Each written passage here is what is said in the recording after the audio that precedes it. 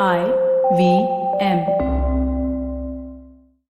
Hey, Raghavi, when did you first notice that you have gray hair? I don't know. I guess maybe I was 28, 29. It's when my mom got it too. So I think that's when I noticed it.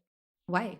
So, I've always wanted to gray really, really fast because I want the whole thing to go gray so I can make the whole thing blue. Oh. Yeah, I know. I thought it nice. looked really cool. Plus, I don't have to bleach everything. Very manic pixie dream girl.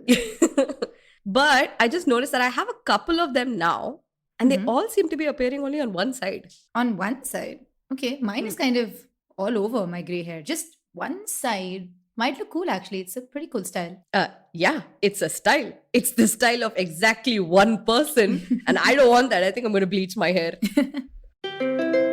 Have you ever wondered why women don't do more crime? Well, we're here to tell you. There's misconduct all the time. Women are thieves and murderers. That's gross misconduct. Con artists, money launderers. Criminal misconduct. Financial fraud that's hard to track. Takes some planning, but still misconduct. Even breaching a contract. Well, that's more civil though. It's misconduct. Misconduct. We tell you all about women that suck. Things that make you say, what the? It's misconduct. Hello, and welcome to Misconduct. We are a podcast on which we talk about Indian women that did some illegal or unethical things. Also, this is our last episode of the season of season 2. Woo! Yes, I know. Excitement ensues. Some of these women, by the way, that we talk about, they get sent to jail. Some escape. Others get convicted, but they sort of use state machinery to get out of it. I don't know. My name is Raghavi. And I am Nisha. And today we will be talking about the late former Prime Minister of India, Mrs. Indira Gandhi. Now, I know what you're thinking, dear listener. Which of her many failings are we going to be talking about today? Well, we already did an episode on the forced mass sterilization thing, although that was from the perspective of Rukhsana Sultana. Yeah, but we covered it mostly. Are we That's going to true. talk today about Operation Blue Star, in which Prime Minister ordered the Indian Army to enter the Golden Temple in Amritsar, Punjab, resulting in the death of many Sikh fighters and multiple innocent pilgrims, with the total number of casualties still under question today. Is this what we're discussing? No, because that's depressing as hell, and we would also like to have someone with a little bit more expertise in that topic to talk about it. So, are we going to talk about Indira Gandhi's crimes against fashion? No, because she was impeccably dressed. And I would say she held her own both against Queen Elizabeth II and Jackie Kennedy, like fashion icons of their time. Yeah, and I think while we may make fun of the hairstyle, it was iconic. That's true. Yeah, You recognize her, don't you? Yes. So, yeah.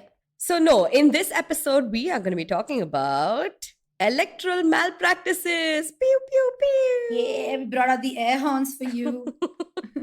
So, in 1971, the general elections were held across India for parliamentary seats to the Lok Sabha, or the lower house of the parliament. In the constituency of Rae Baraeli, Indira Gandhi stood for and subsequently won the Lok Sabha seat. She was the incumbent constituent representative and also the incumbent prime minister, having won 2 other general elections before this. And she won the same seat in the 1971 elections as well. This made her eligible to be Prime Minister. Her opponent in these elections was Mr. Raj Narain, a member of the Samyukta Socialist Party. Raj Narain was a well-known and vocal critic of Mrs. Gandhi's policies. So it was no surprise that a few short days after her re-election, he filed an election petition against her, accusing her of malpractice under Section 123 of the Representation of Peoples Act 1951.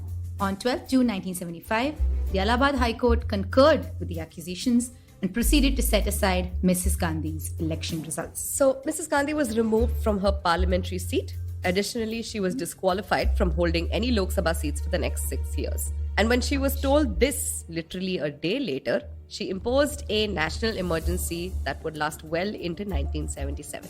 This saw nationwide protests and eventually led to the Janata Party's rise in Indian politics. Raj Narain too was arrested on the same day, along with many opposition leaders such as Morarji Desai, Jai Prakash Narayan, L.K. Advani, Atal Bihari Vajpayee, and Charan Singh. There's also a major constitutional angle to all this. Mrs. Gandhi, her government basically passed the 39th Amendment to the Constitution a little after this incident, So this amendment basically said that no court can take up the matter of the election of the Prime Minister. And what this did is ensured that literally no court, including the Supreme Court of India, could really interfere if the election of the Prime Minister was suspect. And this was just one of many steps that Mrs. Gandhi would take to make sure that her position as Prime Minister would not really be questioned by anyone, especially post the emergency. However, this matter was taken up by the Supreme Court eventually, and they struck down the 39th Amendment as a gross violation of the democratic principles of the country and the basic structure of the Constitution. And thus, Mrs. Gandhi's reign would temporarily end.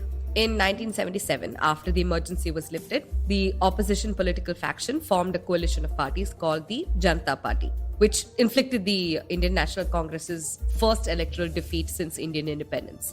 So we can comfortably say that Mrs. Gandhi's actions between 1971 to 1977 effectively brought down her government. And that is what we'll be covering today. And more specifically, the allegations around the electoral malpractice, what the Allahabad High Court said, and what happened to Mrs. Gandhi after the emergency. We actually wanted to get this episode released on a significant date, except Matt's little Solpa problem happened. Solpa. And we realized that we missed releasing this on 26th January, which would have been Republic Day, or the day that the Indian Constitution came into effect in 1950. Mm-hmm. Instead, let's maybe celebrate something just as important, the first general elections ever held in India between October 1951 and February 1952. Yep. Almost 80 million people came out to vote in these months with the 46% voter turnout. So let's use this opportunity to celebrate the biggest democracy in the world and all of the fun and nasty stuff that comes along with being a democracy as well. That's right. Oh, and one more thing. We have a guest speaker this week. So today we are joined by Priya Mirza. Priya teaches political science at the Zakir Husain Delhi College, and she's also the host of the Longest Constitution podcast, which looks at how the vision of the Constitution and laws affects everyday life of Indians. So she's here to tell us basically what Nisha and I don't know about the Constitution, which is a lot. As a lawyer, it's shameful to say, but it is what it is. I picked a cushy corporate job, and that's how it works, I guess. Specifically, she's going to talk to us about the 39th Amendment of the Constitution, its impact on our democracy, and what really came out of all that drama. So let's get into it. And of course, our usual disclaimers, this podcast is not suitable for children. Although, I don't know why this episode shouldn't be, because this phase of Indian history should be taught in more detail in every civics class in the country. I agree. But, anyway, kids, don't listen to this, and listeners' discretion is also advised. Yeah, what if kids listen to this and then they enjoy our banter and then they listen to other stuff? Then we have a problem. Oh, that's correct. So kids, get off. Also, parents, police your kids. That's the lesson here. Okay, so let's start off with Indira Gandhi and her early life. She was born on 19th November 1917. Indra Priyadarshini Nehru was the daughter of Jawaharlal and Kamala Nehru. As we all likely know, her father was a famed freedom fighter and the first Prime Minister of independent India. He was also the principal leader of the Indian National Congress. So she was the only child who, although she had a younger brother who died in infancy, her family was Kashmiri Pandit and they lived in Allahabad where she was growing up. Now, growing up was kind of tough for Indra because her father was mostly away, either engaged in political activities or, in jail for political activities. Her mother was a sickly woman and she was often bedridden. Her mother died in 1936, much before India gained independence. So it was likely that Indra was a lonely child, but she still had pretty privileged life. She studied in prestigious schools in Allahabad, Delhi, Mumbai, Pune, and Switzerland. Oh. And she was very well connected. Her middle name, Priyadarshini, was given to her by none other than Rabindranath Tagore, the famed Bengali poet, writer, painter, and reformer. Among other things. He is many things. So she would go on to attend the University of Oxford, where she excelled at social sciences, including history, political science, and economics. Around 1940, when she was in Europe, Indra's health began to falter. She often traveled for medical treatment across Europe. Now, these intermittent breaks in her college, all of her, impacted her studies and her grades, obviously. And she eventually could not complete her degree at Oxford. But one good thing did come out of her stint in Europe. She met her husband, Feroz Gandhi. Okay, so I know what you guys are thinking. Why is meeting a husband such a big deal? It's just because of the name mostly. Yeah. So Gandhi, which is spelt with an I, which is not originally her name, obviously comes from the name of Mohandas Karamchand Gandhi, literally known as the father of India. He is on all of our money, guys. The Mahatma is a big deal. However, Feroz Gandhi was actually a Gandhi with a Y at the end, which is a Parsi surname. And Feroz Gandhi indeed was a Parsi man, but it's not hard to see that, there's an intentional association with Mahatma Gandhi, which is when he, wanted to change the name to an I. Apparently, Feroz Gandhi was extremely influenced by Gandhian principles, and he was also a very big part of the Indian freedom struggle.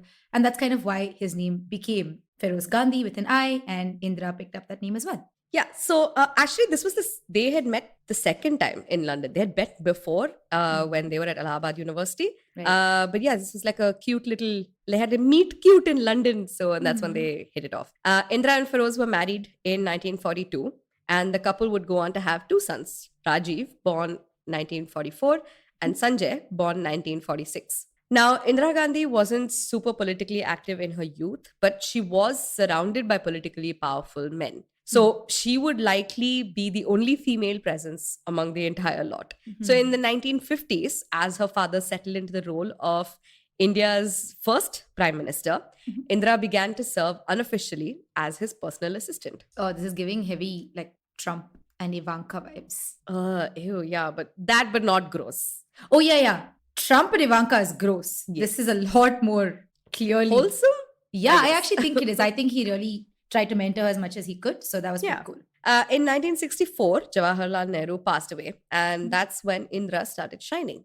By the end of the 50s, Indira Gandhi was already playing a very important role in the Indian National Congress. And upon her father's death, she was appointed as a member of the Rajya Sabha, which is the upper house of the parliament. So that reminds me, she also held the position of Minister of Information and Broadcasting under Lal Bahadur Shastri's government. This is a position that would sort of help her really understand how the press worked and its role in a democratic society. This will come up later, so please keep it in mind. However, she had bigger ambitions and she wanted to be prime minister herself. A lot can be said about her, but we cannot discount how ambitious she was. In fact, she did face many, many obstacles in her time because of the fact that she was a woman and likely one of the few that had this level of ambition. But in 1967, she made it. She was voted to be a member of the Lok Sabha, or the lower house, from the Rae Baraeli constituency, which remains even today a Congress stronghold. And she did some pretty ballsy things. She devalued the Indian rupee currency, which led to some strain with Indian businesses. She nationalized 14 banks in India without consulting her then finance minister. She appointed V.V. Giri as president against the advice of her own council. She set up elaborate 5-year plans with some very heavy budgets allocated for causes that she felt very strongly about. She also moved towards many socialist and pro-farmer policies, which angered her party members. She was even kicked out of the party for a bit, which pushed her to create her own faction, and she remained afloat with her tactful negotiations with regional parties. In fact, Mrs. Gandhi can be credited to creating such strong ties with regional parties that she would use this to her advantage and generally the Congress's advantage for many, many years to come. But such was, Indira Gandhi. She was a woman who marched to the beat of her own drum, whatever it takes, regardless of how many people and long-standing political relationships she had to burn in the process. And this was particularly evident in 1971 during the general elections, when she decided to display her ambition in full force. Oh, so you know what's not as tumultuous as Mrs. Gandhi's rising political career? What? These other lovely shows we have for you on the IBM Podcast Network.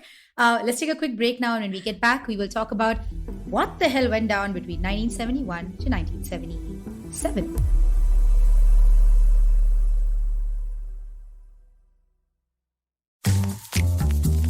You're the people pleaser, right? Or then desperately seeking the one? Or wait, you're the one who doesn't think they're ever good enough. So much drama. And for what? Is it doing you any good? Listen to me. I'm Chetna, your favorite positive action coach. Yes, I'm the one who has been dropping all those truth bombs on every episode. Oh no. And it's time you learn to say no to drama. That's also what my podcast is called. And a new episode is out every Monday and Wednesday on the IBM Podcast app, website, as well as all major podcasting platforms. So welcome back, everyone. Let's actually start with 1971. We're going to work chronologically with this because that's just makes sense. In 1971, the 5th Lok Sabha general elections were held in India. So the constituency of Rae Baraeli saw two very strong contenders, who was the incumbent Mrs. Indira Gandhi and, of course, Mr. Raj Narain. So born in 1917, Raj Narain was a freedom fighter who was incredibly famous. He was also imprisoned at least 58 times before independence. He's got quite a bit of clout by this point as someone who genuinely seems to care about independent India.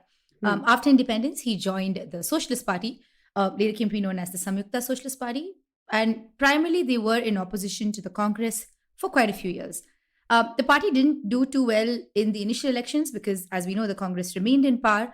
But Mr. Narain had quite some goodwill for his work as a freedom fighter. And in fact, his goodwill would pick up after the 1971 elections in particular. His closest friends and political allies also were the likes of Acharya Narendra Deva, Jayaprakash Narayan, Dr. Ram Manohar Lohia, just big, important people in the freedom struggle, right? In fact, Mr. Lohia actually once described Mr. Narain, and I quote, he said, if in India there could be just 3 or 4 persons like him, then dictatorship can never shadow democracy. This is so cool. Like, I wish I'd read this stuff, like, when we were doing civics and it wasn't just like memorizing stuff. I mean, like, should we idolize him at this point? I mean, No. I never idolize your politicians. They're here to represent you. They get paid for it also. So don't do that. Yes. Agreed. You are the boss. And we should always remember that. We won't, but we should. But yes, Raj Narain was a man of high principles and he was ready to fight for it.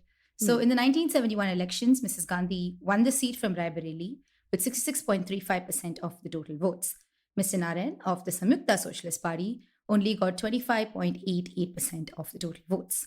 Now, as the leader of the party with the most seats, eventually, because the rest of the election also counts, it's not specific to just Rae Baraeli.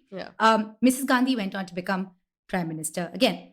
And Mr. Narayan was pissed off. The thing is, he was very, very sure that he was going to win these elections. He had campaigned very hard. He knew what the campaign trail looked like. He saw the response. And he was very optimistic about it all. So when it didn't work out, he was mad. So on 14th April 1971, he filed a petition before the Allahabad High Court with a plan to unseat Mrs. Gandhi from her Prime Minister position. So he alleged that Mrs. Gandhi was guilty of election malpractice. Specifically, his claims arose from the Election and Campaigning Code that's present in the Representation of People's Act 1951. So Section 123 in general talks about what constitutes a corrupt practice in the Act when it comes to elections. Let me give you an example of this. One kind of corrupt act, for example, would be where an electoral candidate, such as Mrs. Gandhi, obtains or procures or abets any assistance for the furtherance of the prospects of his or her own elections. And this section is specific to a public servant. So, for example, if you're an electoral candidate and you get assistance from a person who is a public servant, then you're committing a corrupt act. Of course, if the assistance is just the giving of a vote, that doesn't count. If I'm a public servant and I vote for you, that's okay. But if I go around saying, hey, vote for this person, that's kind of a conflict. Okay. Now, what did Mr. Narain allege that Mrs. Gandhi did? Let me list it out for you. There are many things, but let me list out 3 things that are important.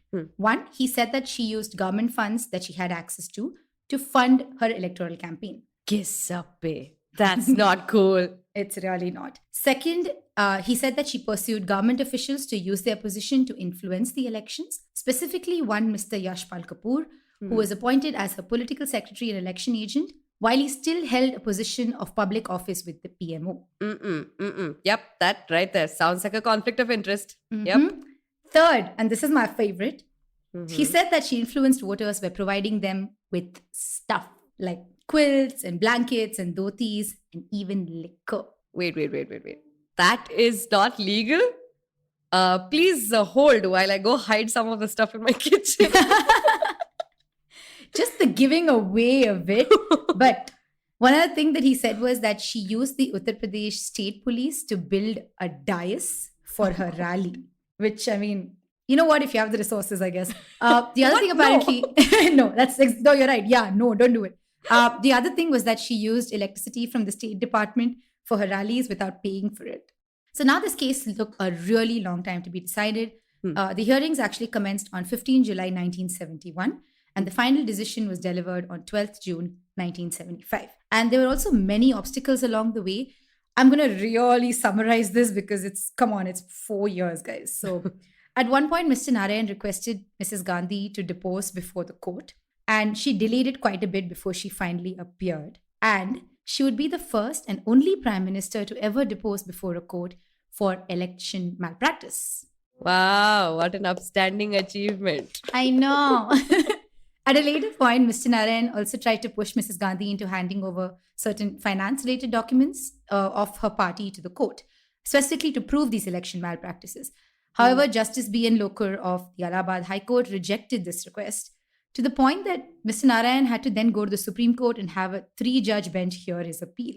And then what happened? Oh, the Supreme Court also rejected it. That was quite sad. It felt like he was going to be defeated for a while, like it was not really looking very good for him. Yeah, it was also a really big case. It was reported all over the papers for months. Also, the lawyers for each side were very, very famous. They were distinguished counsels of their time. The then Supreme Court senior advocate Shanti Bhushan represented Raj Narain, and the Allahabad High Court senior advocate S.C. Khare and Congress party member had represented Mrs. Gandhi. Right. So in any case, it was a long, hard, arduous road to the Allahabad High Court's decision, but it did eventually come, and it was good news for Mr. Narain. On 12 June 1975, Justice Jagmohan Lal Sinha of the Allahabad High Court convicted Mrs. Gandhi of electoral malpractices based on Mr. Narayan's allegations. So the court also stated that the government facilities and officers were involved in her campaign, and they also agreed that she tried to influence voters. So she was screwed across the board. Also, this decision came with some very important consequences. First, she was stripped of her Lok Sabha seat. So literally, her election verdict was declared null and void. She was no longer a sitting member of the parliament because of this. The second thing was she was stripped of her position as Prime Minister, because to hold that position, you must be a current member of parliament. And after this decision, she no longer was. Guess a paper too. But it's fine. I mean, she can always come back in the next elections, right? Do you remember our Jayalalitha episode? Oh God, she can't stand for elections again. Yeah, that's right. So for a period of 6 years, Mrs. Gandhi was barred from holding any public office or standing in elections. Well, for those 6 years. Yeah. And the media kind of lapped it up. The Times of India's first page on 13 June 1975 said, High Court verdict unseats Indra, debarred from elective posts for 6 years. Whew. Yeah, all that's missing is a hear ye. That's really all that's missing in the town square. So this was reported everywhere, and people were just like, what is this insane drama? Because people did not care. Realistically, do you think, normal people are like, yes, I want to understand what this issue is? I mean, do you think people are like that now? No. I know, I'm just saying in general. I feel like this would have been like a, political equivalent of some kind of soap opera for the 1970s. That's exactly right. I mean, it's possible for some people, but we sort of really ignore the fact that these are probably like educated elite that were really into it. Circles in Delhi, that sort of thing. Yeah. But I really doubt farmers who are going through droughts are like, yes. Yeah. What is this question of the law? I don't think they care. But there were also some complications, on where this was going after the Allahabad High Court judgment. The thing is, Mrs. Gandhi was technically still Prime Minister for the last 4 years since 1971. And she wanted to hold on to that position until she absolutely had to let it go. Like the idea was pride out of my cold dead hands kind of a vibe, So the Allahabad High Court actually gave them 20 days to figure out who would replace Mrs. Gandhi. And the decision is also very politically charged. So all the parties involved had to be very careful with how they proceeded. And I mean, there were protests happening in Delhi outside the Prime Minister's residence, both against her and in her favor. It's a very confusing group of people. Yes, it is. I imagine star-crossed lovers met there. Can you imagine the one guy who's on the fence and he's like, they make interesting points. Oh, they have rocks though. And he's sitting on the literal fence outside the Prime Minister's residence. Also, Mr. Narain amassed many, many, many more supporters after this case. And he became very popular as a political rival to Mrs. Gandhi. So Mrs. Gandhi really didn't have much of a choice after this. She went to the Supreme Court, as one does, casually, to ask for a stay. Basically to stop the Allahabad High Court decision from being enforced against her just yet. But, the court was on leave for the summer. So they literally had to push the court for a vacation bench to be set up and rule on this matter. Justice V.R. Krishna Iyer took on this mantle and he presided over the case. So what did the court say once this happened? They said, no, we cannot grant you a stay. The Allahabad High Court has said what it has to say. Oh, bummer for Indra. But... Oh no, no buts. No, always buts. Say yes to buts always. So the Supreme Court said, but Indra can stay on as Prime Minister till the end of her term. Oh, this sounds very innocent, like nothing's gonna happen after this. She'll just quickly run through her Prime Minister. Like, I want to quickly sign some ordinances. Goodbye. But no, although the thing is, she was actually told she wouldn't have any voting rights and she can't participate in Parliament. Oh, that's kind of humiliating, I guess. I mean, you're just like a nominal figurehead with just no real power. Yes, but you know who else is a nominal figurehead with no real power? The president? Yes. Right after the Supreme Court said that Mrs. Gandhi could complete her term, Raj Narain and his political allies, they all called for like a daily anti-government protest. They actively called upon Mahatma Gandhi's words regarding non-cooperation, arguing that any further orders made by the sitting government under Indira Gandhi would be illegal and immoral. Thousands of people flooded the streets of Delhi, all in support of Mrs. Gandhi's immediate removal from her position as PM. And these acts, though peaceful demonstration, were just kind of a catalyst, were exactly the catalyst that Indira Gandhi needed. So on the same day, that is 25th June 1975, Indira Gandhi reached out to then President and asked him to order a state of emergency under Article 352 of the Constitution. On the next day, Mrs. Gandhi spoke on the All India radio. She said, "The President has proclaimed emergency. There is nothing to panic about." Nothing to panic about. What a calm, soothing tone. I am now so calm. Can you imagine you're just going about your daily business and then on the radio like, "There is emergency. Bye." This is the equivalent of someone gaslighting you by saying, hey, just relax. Okay? Oh my God, yes. Has anyone ever relaxed after you asked them to relax?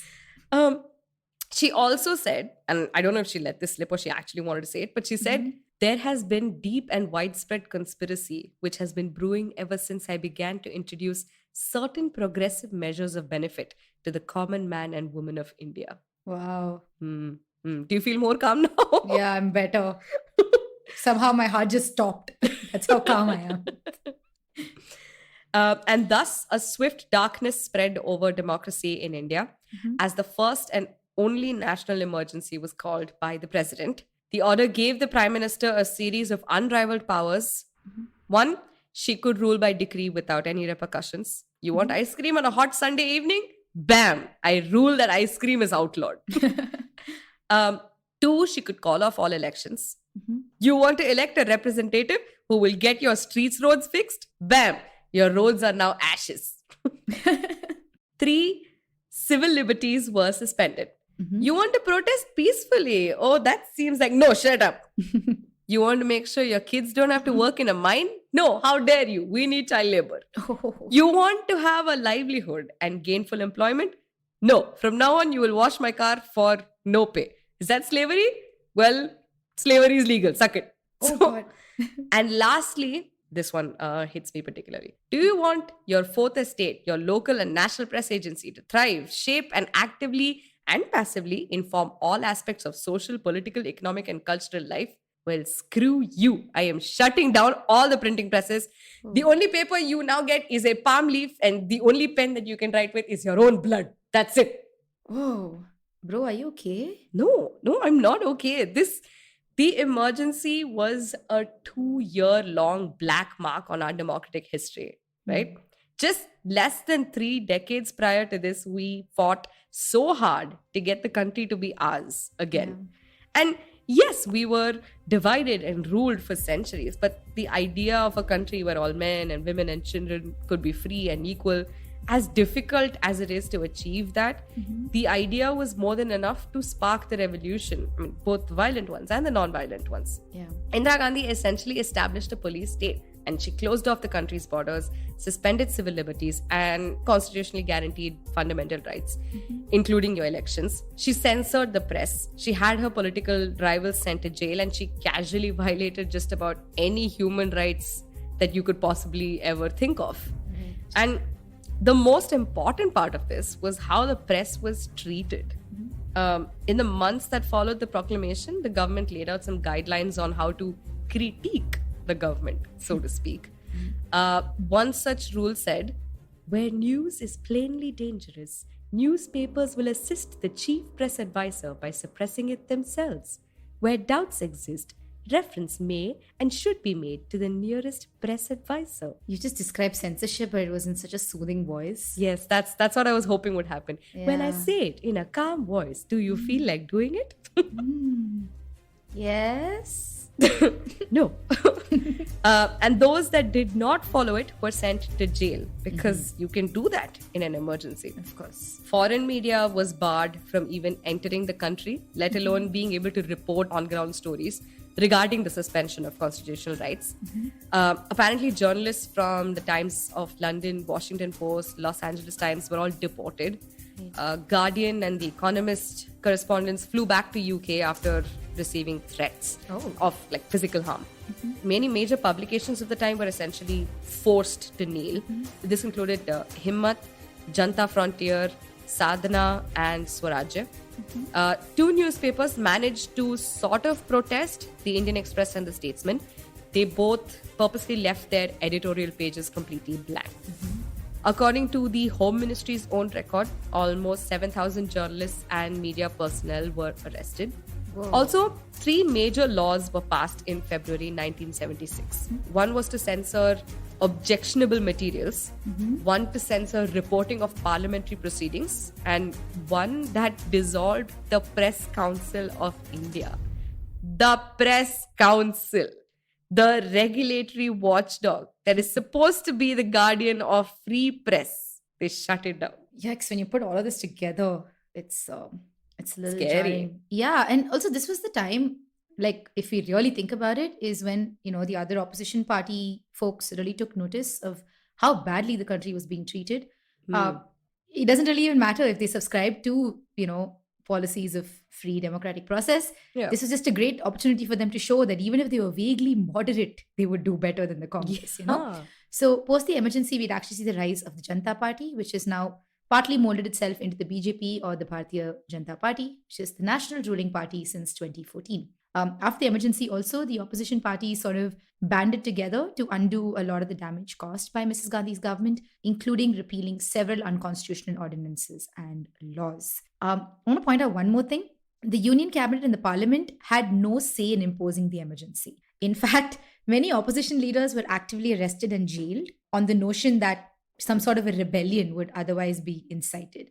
And we're not kidding. Literally 3 hours after the announcement, electricity was cut off to all major printing presses and political opposition was arrested. And when did the Union Cabinet eventually find out about this?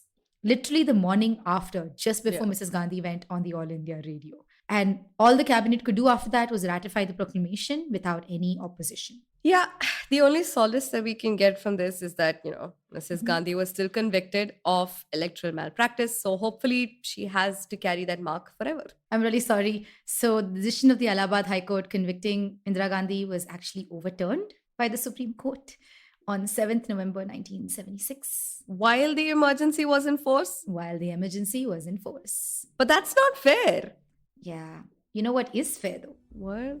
I don't know. The other amazing shows we have on the IVM Podcast Network.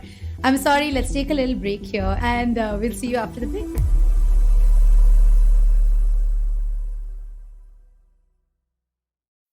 What is the workplace and how does your gender and body affect your right at work?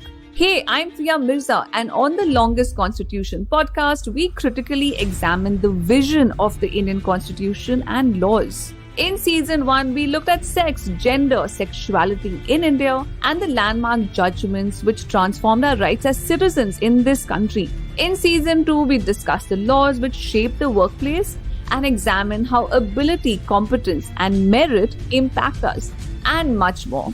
Join me, Priya Mirza, every Wednesday only on the IVM Podcast app, website, and all the major podcast streaming platforms. Welcome back, everyone, from the break. So there is one thing that we sort of missed out when we were speaking about the emergency, and that was the 39th Amendment to the Constitution. So this was passed during the emergency by Mrs. Gandhi's government. Now, I know I'm a lawyer technically, but I'm not a constitution law expert. And I say that with no shame. The Indian Constitution is not easy to understand. It's actually written quite plainly for the most part. But among those words are essentials of collective knowledge that the Constituent Assembly took from various countries and regimes across the world, trying to form sort of like a cohesive document that would account for all the people of the country. And it's massive. It provides, for the state, for citizenship, fundamental rights and duties, the structure of the union and states, union territories, municipalities, panchayats, aspects of scheduled and tribal populations, freaking trade and commerce, budgets, contracts, courts. It's nuts, okay? It even provides for how to amend itself. And at 146,300-ish total words in its English language version, it is the longest constitution in the world. Raghavi, did you just say the longest constitution? Yes, I did. Well, that was perfectly timed because we would like to invite on the show Priya Mirza. Priya teaches political science at Zakir Husain Delhi College. In her own words, though she has dark and criminal intentions, she is too much of a coward to carry them out. I read this, Priya, and I immediately told Raghavi, I guess we have someone else to feature on our podcast soon. But more importantly, she's also the host of another podcast show on IVM called The Longest Constitution. Her podcast looks at how the vision of the Constitution and laws affect everyday life. Welcome, Priya. Thank you. I'm really excited about this episode and thank you for having me here. And since I've declared my criminal intentions, I must add that I know a little bit of law. So I'm not a lawyer, unlike both of you, much more qualified people. But I know the difference between actress Riya and men's Riya. So yeah, I'd like to, put my 2 bits in here. Yeah. That's literally all of criminal law. So well done. I'm not a lawyer, so this is going to be like completely new information for me. So I am barely a lawyer. So I really opted for that pencil skirt, fancy chair lifestyle. That's entirely on me. Suits, that's right. But thank you so much for being here, Priya. This is it's really amazing. We've listened to your podcast, and it's really difficult to summarize, concepts like that so succinctly. I don't think any episode is more than 15 minutes.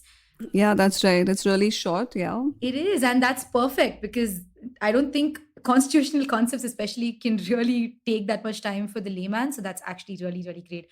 But let's sort of get into the 39th. Absolutely. Can't wait. Yeah. So we know that on 10th August 1975, the president passed the 39th Constitutional Amendment, which introduced Article 329A to the Constitution. That's right. So what was this exactly? Yeah, so before we get to the 39th Amendment, can I give a little bit of a background to that? So a lot of attention goes to the 39th Amendment, and this was very clearly using the Constitution to protect herself, whereby the amendment disallowed courts to the jurisdiction of the courts over election disputes, quite simply. And this was a way of Indira Gandhi making stuff which was illegal, legal. But just to go back a little bit, this wasn't the first time she did that. So like you just mentioned, you just talked about the Raj Narain case. While this was in court, those 3.5 to 4 years, there was another case, which was the Amarnath Chawla case, where this individual was in fact prosecuted and disqualified for electoral malpractices. And what she did right after that was an indication of what was going to come. And what she did was she passed an ordinance. And when this happened, this was in 1974, Parliament was in session. And there were howls of protest because it was very clear what she was trying to do. And this was a retrospective protection of her 1971 election. Right. So in many ways, the ball was, the wheels were already in motion where Indira Gandhi was being cornered, she was pushed against the wall, and which led to the passage of the 39th Amendment. So the 39th Amendment essentially made her immune to prosecution and held the election, which was void, is in fact void. Yeah. So that's what it did. So if you could explain it to me like I was 5 years old, how exactly does a constitutional amendment get passed? So our constitution doesn't specifically talk about constitutional amendments. So legislature has the power to amend and pass laws. So certain lighter elements which do not really impact the overall structure of the country are seen as regular legislation, where it's initiated and then passed by a simple majority. But if it's going to mess up with the structure of the state, the basic structure doesn't come much till later, but if it messes up with something fundamental, then it has to receive a special majority, which is listed in Article 368, which is 2/3 members present and voting and 2/3 total members. So that's like a special majority. It's really hard to organize that. So yes, those are harder. But the interesting thing is that right till the 1960s, it was assumed that Parliament can in fact even amend fundamental rights. So after the first amendment, which amended fundamental rights 15, 19 and 31, there was this case and which said that, how can you amend a fundamental right? Because that's... And in the first 2 decades, the judiciary arrives at the judgment that it's all right. In fact, any part of the constitution can in fact be amended. But as the nation, as things change, as times change, as it becomes very clear that Parliament is becoming extremely scary, and if we don't put a roadblock here, if we don't stop them, a majoritarian party can in fact just change roughly pretty much everything. And that's exactly what happened. So yeah. That's interesting you bring up the majority aspect of it, because something like this, where the Prime Minister is basically like, you can't second guess me. I'm surprised that it got passed at all. Did none of the opposition representatives in the parliament object to it at any point? So that's the best part. The opposition was in jail. So there was actually... so it was very conveniently done. I don't want to hear your opinion, so I'm just going to pack you off to jail. But this came up because this was being argued in court. So Prashant Bhushan says, he calls this session, he says it's an illegal session of parliament because the opposition has been arrested. So how can such an amendment be considered a valid amendment? So yeah, there were lots of issues and debates, questions about that. But and which is what led to the 39th Amendment being struck down by the Supreme Court. So it also... To just take you back a little bit. So right up till this point, the idea was that any part can be amended. But when it became very clear, so what Indira Gandhi's government in the 4th Parliament does is that it nationalizes banks, it removes the privy purses, and there's this real threat that, this government is going to change everything. So that's when the judiciary really inventively, very creatively, and hats off to them, it's like a need of the hour. We need this people, and that potion it's like Asterix's potion. It's something boring called basic structure. It's like basic structure. So basic structure was basically that there are limits to what the parliament can do, and that's essentially... So the first test of the Keshavanand Bharati verdict was the Raj Narain case, where the courts could apply it, and they applied it successfully. So Keshavanand passed his test. La la la. Keshavanand Bharati, man. That case is, it gives me quite a bit of, I don't know how to really explain it. It's not even nostalgic for me. I just get heebie-jeebies when I think about it because it's so long. But I just wanted to ask you, sorry, go ahead. Yeah, but outdone by the Puttaswamy judgment. So yeah. Oh God, yeah, that's another one. That one I actually had to read for my job, as opposed to Keshavanand Bharati, where you're like, I need to pass an exam. But yeah, the Puttaswamy was honestly quite beautiful because it took up so many jurisdictions. So I really enjoyed that. But I just want to understand why you would consider, or how courts would consider the basic structure really to be important to the constitution. Like, what would constitute the basic structure even to begin with? So that's the beauty of it. Because other constitutions, there is really no area which says that you cannot amend this. But basic structure was something invented to sort of balance what was becoming evident, a growing imbalance of power. So basic structure means the relationship between the judiciary and parliament, which was in fact ruptured by the 39th Amendment, the election to key positions, the federal structure, judicial review. So more or less what essentially the constitution's philosophy relies upon. So yeah, but it actually did not elaborate extensively, and every now and then new things are added. Ye bhi basic structure, it will be basic structure. So yes, it's open, flowing, evolving doctrine. Yeah. Cool. Cool. So I have one last question. What is the status of the 39th Amendment today? It was struck down by in the Raj Narain versus Indira Gandhi case because they said that it violates the basic structure. So the fourth clause specifically was held to be odious. It was described to be a misuse of power, and it was in fact struck down. Yeah. Cool. That just seems fair. Yeah. Likely because of it's just, I think everyone should have a read of it. It's not particularly difficult to understand. Really, all it summarizes and essentially says is, I'm the Prime Minister, what you gonna do about it? That's really what it comes down to. It's like once you get elected, you're like, this is it, middle fingers blazing, I'm leaving. Yeah. But actually, when you think about it, it was that, Parliament is supreme. That's exactly what it was saying. And judiciary, you go take a walk. I'm done with you guys. Thank you for getting me off my chair, but that's it, guys. Yeah, this is like the legislative equivalent of stuffing your fingers in your ears and going, la, la, la, la, la, I'm not listening. Yeah. And I think this, coupled with the emergency, of course, the fact that there was no opposition to begin with, the press I'm assuming, couldn't even report on this unless Not at all. No way. unless the council said, yes, you can do it. I mean, it's just, I'm sure people in general wouldn't even understand that this was something that was effectively putting the Prime Minister in the position where they could never be questioned. Yeah. Yeah. But I want to add a few things that the verdict took everybody by surprise. And the Guardian reported that, it's like unseating the Prime Minister for getting a parking ticket, or is it something like really trivial? And many commentators said that this was on most occasions, officials turned a blind eye to, members of parliament using government funds. So, yeah. And I mean, of course, it's a black mark in the history of India's democracy. But apart from this, I think her record has been extraordinary. And she's been a spectacular woman, absolutely spectacular. So the rumors before this, the only rumor about her alleged corruption was the fact that she may have been gifted a mink coat and she actually accepted it. But apart from that, there was not a scrap on her. So, yeah. Oh, damn. She wears real fur. That was...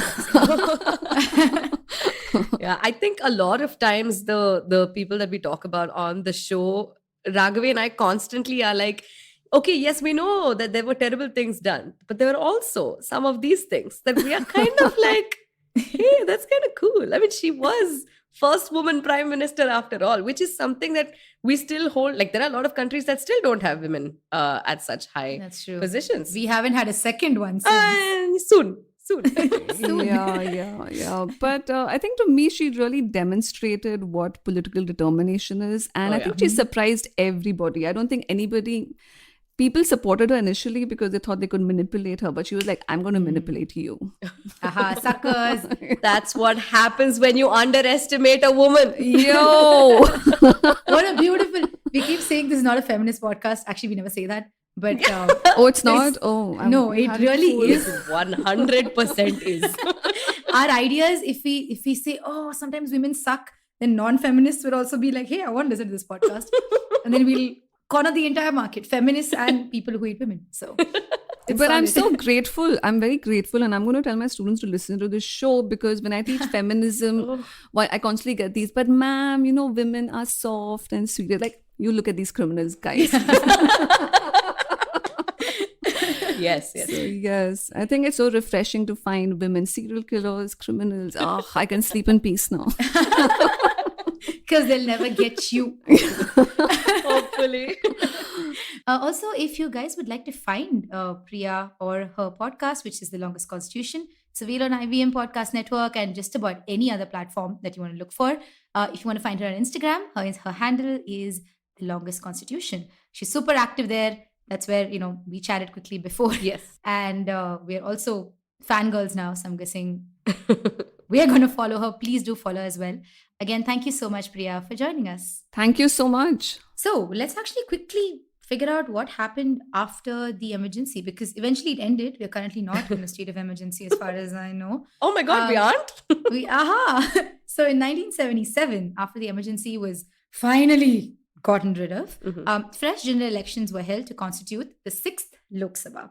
Now, Indira Gandhi lost heavily in these elections. I don't know why. And Morarji Desai of the Janata Party was made the new Prime Minister. And among other things, like, mass censorship, suppression of fundamental rights, etc., Indira Gandhi also failed because of multiple other things, including she had a sterilization agenda, the 5-year plans that didn't work out. This is a lot of stuff that sort of came into it. Also, of course, Raj Narain would end up winning from the Rae Baraeli constituency. This was, I guess, in many ways, just his final laugh. I can imagine him standing on that pedestal going, oh, but like deeper, because I don't have the testosterone for that. Well done. I like it. Thank you. There was one more extremely interesting factoid that we came across while researching the episode. In the early 1970s, when Indira Gandhi was at the peak of her career, to celebrate the 25 years of Indian independence, she decided to bury a time capsule in the complex of the Red Fort. The idea was that years down the line, it would be unearthed and the public could revisit at a time where India's force and strength and prosperity was evident to the rest of the world. I guess the idea was to see how much more powerful that India would have gotten over time. So it was scheduled to be opened in 1,000 years. It's said that Mrs. Gandhi's government spent a lot of time and money on this project with the Indian Council of Historical Research, that is the ICHR. They were assigned the task of drawing out significant happenings from the past. About 10,000 Indian rupees was spent at the time on this, which comes up to about 400,000 rupees today. A professor of history from Madras Christian College, yay, S. Krishnamaswamy, was to get the manuscript ready to include details about the country's development, struggles, and achievement. But before the manuscript could be buried, it was brought to a halt. Oh, no. Professor Krishnaswamy had sent a copy of the document to the Archives Commissioner and asked for it to be reviewed by the famous Indian historian T. Badrinath. So Mr. Badrinath reviewed the document and said that the manuscript had misrepresented historical facts. But apparently, Mrs. Gandhi didn't care. Aha, what else is new? She wanted the thing put in the ground. So on 15th August 1973, on the 25th anniversary of our Independence Day, the capsule was buried. The capsule was called the Kalpatra and found its home in the Red Fort. But it would be a short-term home because 4 years later, in 1977, the Janata Party came to power and immediately unearthed it. What? In fact, exhuming the capsule was one of the platforms that the party campaigned on during the 1977 elections. That's so specific. Can you imagine having to go up as potentially, like Morarji Desai going up on a podium and going like, I want to remove that time capsule from Red Fort. And everybody's like, what? Which capsule? What are you talking about? And that's how bad it had gotten for Mrs. Gandhi. Like even her smallest, tiniest steps were being used for political leverage for the opposition. And it worked clearly because the public ate it up. So a few days after the new government was formed, the capsule was removed from its place in the Red Fort. Now, it took 58,000 rupees to remove this, by the way, which is about 1.4 million rupees in today's time. So it cost more to remove the capsule than to put it in? Yes.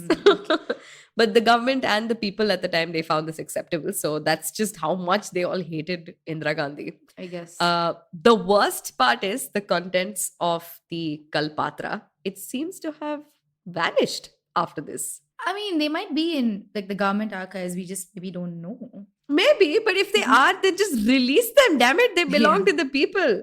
No, literally they do. My grandparents' tax money paid to put that in the ground. Yes. And also remove it for no reason immediately after. So put it in a museum somewhere, man. Yeah, so some like veteran journalists say that the capsule just contained propaganda pieces to hype up Jawaharlal Nehru and Mrs. Gandhi's reigns. But we don't know for sure.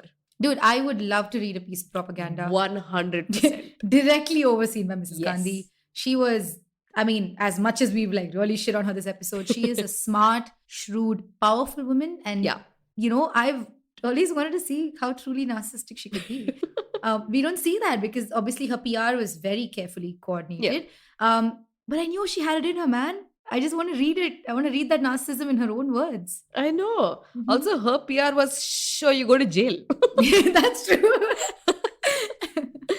But yeah, so the Janata Party under Morarji Desai did not release any information. The controversial capsule also made news in 2012 when the editor of Manushi Patrika, that's Madhu Kishwar, sought some information on it from the Prime Minister's office. And at that time, it was Dr. Manmohan Singh. In its reply, the PMO said that it did not have any details. And Kishwar also approached the National Information Commission as well. Oh, but you know what would be cool?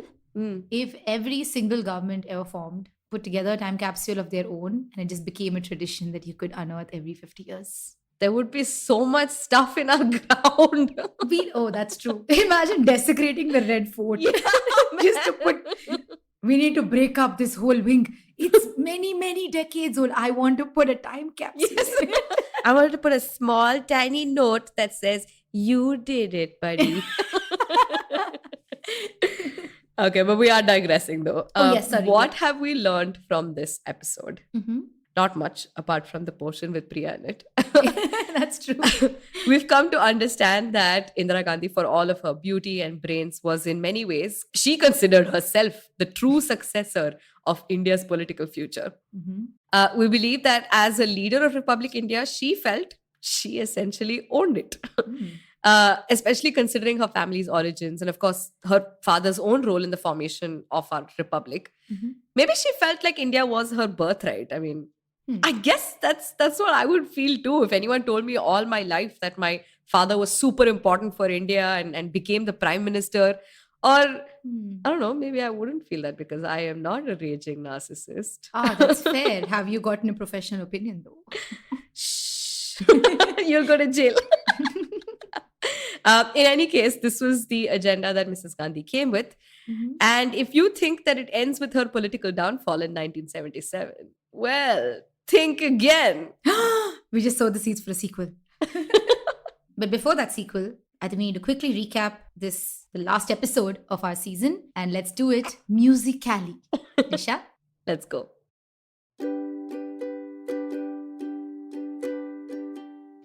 "1917, I was born to change India's political scene.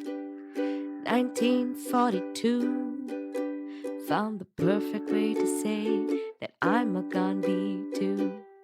1966, I win, and now I have a nation to fix. 1971, we'll try again, but this time let's have some fun. 1975, I'm Indra. Do you think I'll just stop for some guy? I was born to thrive. Don't listen to the court, that's all just a lie. We interrupt this song to announce the national emergency. 1975, and the press said, okay,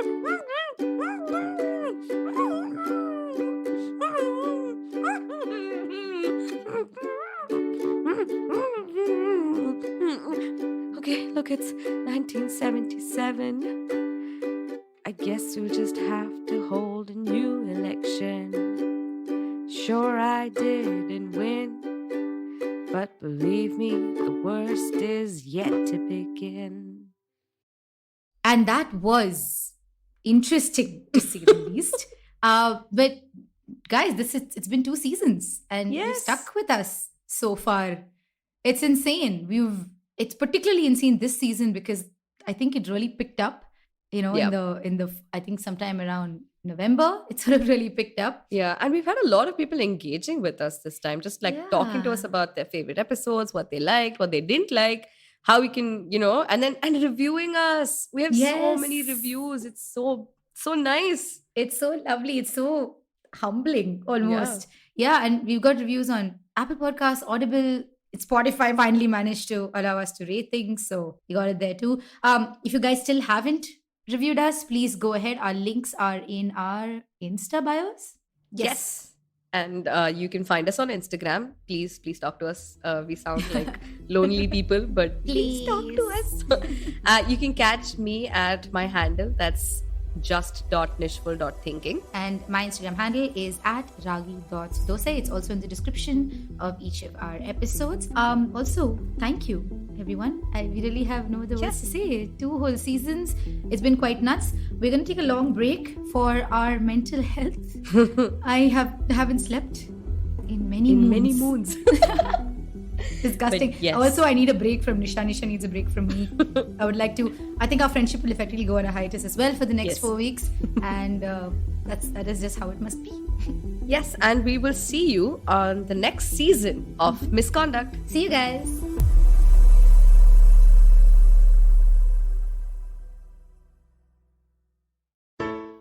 Hey everybody, it's been another great week on the IVM Podcast Network. On Advertising is Dead, Varun talks to Aman Gupta, CMO and co-founder of Boat. They discuss how Aman built a profitable brand via a thorough understanding of his consumers and his experiences as one of the sharks on Shark Tank India. On Paisa Vaisa, Shinjini Kumar, co-founder of the My Salt app, debunks various myths around women and finance with Anupam. On The Longest Constitution, Priya raises important questions in this Republic Day special episode. She compares the current state of our country to the vision of the Constitution that was formulated 73 years ago. The Pulyabazi hosts contemplate how to celebrate Republic Day in their new series, Ek Sawal Kahi Jawab. And on the Life Manifesto, Zarina teaches us how to say no and create healthy boundaries. Also, just one quick announcement for everybody. We would like you to check out the new version of our Android app. It's available on the Play Store. It's a really interesting take on how to listen to podcasts. Do give it a look and let us know what you think. We're open to feedback on all of our social media channels. We're IVM Podcasts on Twitter, Facebook, Instagram, and LinkedIn. Also, do remember, if you're enjoying this show or any of our other shows for that matter, please do tell a friend. Word of mouth really does help. And don't forget to rate us on any of the platforms you're listening to us on. And you can also check us out on YouTube. And we have a number of channels there at ivmpodcast.com/YouTube where you can take a look at them. And finally, we'd like to thank our sponsors this week, Bank of Baroda and CoinSwitch Kuber. Thank you so much for making this possible. Love fighting? We've got you covered. Check out our show, The Fighting Goat, where we, the voices of the internet, Arjun Chipalkatti and Somesh Kamra, bring to you crazy weekly action on your favorite combat show, The Fighting Goat. Be it commentary, breakdown, predictions, analysis of styles and techniques. And of course, your round of favorite fighters. You can listen to us every Thursday on the IVM Podcast app, website, and all major podcast streaming platforms.